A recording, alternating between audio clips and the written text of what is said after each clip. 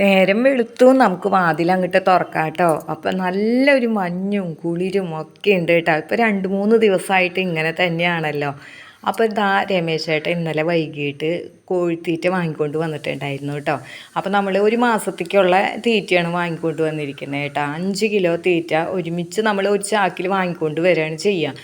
ആ ചാക്കിട്ട് കുലുക്കൊക്കെ ചെയ്തപ്പോൾ കുറച്ച് തരികൾ അവിടെ താഴ്ത്ത് വീണിട്ടുണ്ടായിട്ടാ.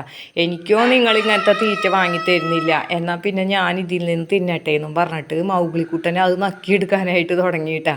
അങ്ങനെ അതിന് ശേഷം അവൻ വണ്ടിയുടെ മുകളിൽ കയറിയിരുന്നു. രമേശ് ചേട്ടൻ ആ ചാക്കൊക്കെ തട്ടിക്കുടഞ്ഞ് എടുത്തു വെക്കുകയാണ് കേട്ടോ. ഞാനപ്പോഴേക്കും കുളിയൊക്കെ കഴിഞ്ഞ് വന്നിട്ടുണ്ട്. ചന്ദനത്തിരിയൊക്കെ കത്തിച്ച് നമ്മളിതാ ദൈവങ്ങൾക്ക് ഇങ്ങനെ പൂജിക്കുകയാണ് കേട്ടോ. രാവിലെ തന്നെ എഴുന്നേറ്റ് വന്ന് ഇവിടെ ഇങ്ങനെ പൂക്കളൊക്കെ വെച്ച് പൂജിച്ചൊക്കെ കഴിയുമ്പോൾ ഒരു പ്രത്യേക വൈബാണ് കേട്ടോ. ഇനി ബ്രേക്ക്ഫാസ്റ്റായിട്ട് പുട്ടും അതുപോലെ തന്നെ കറിയും പഴവും ഒക്കെ നമ്മൾ ഉണ്ടാക്കിയിട്ടുണ്ട്.